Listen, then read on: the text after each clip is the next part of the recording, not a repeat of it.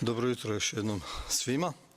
Evo danas imamo neformalno vijeće ministara pravosuđa Europske unije.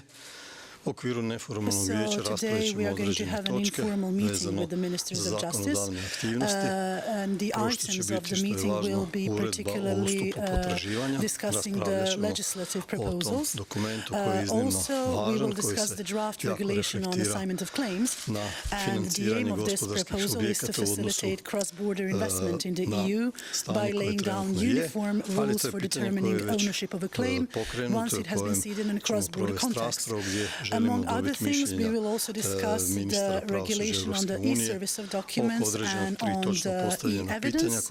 And in respect of our meeting with the US that was held via video conference last week, we are going to discuss cooperation with regards to extradition, and also we will inform the ministers of justice of the discussions we held with the US on the impact of COVID-19 virus.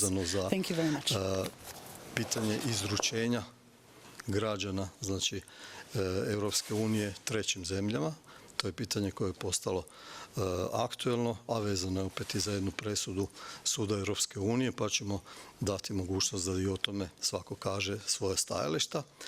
Imaćemo informaciju vezano za funkcioniranje u okviru ove krize izazvanu COVID-19, koja posebno ima svoje odjeke u međunarodno-pravnoj suradnji između zemalja članica, pogotovo kod izručenja, pa ćemo i o tome razgovarati. Također daćemo informaciju jer smo imali sastanak na razini Europska unija i Sjedinjene Američke Države, pa ćemo izvijestiti sve ministre o onim naglascima koji su bili na tom sastanku. Otprilike to je nekakav okvir gdje ćemo danas raspravljati. Hvala lijepo.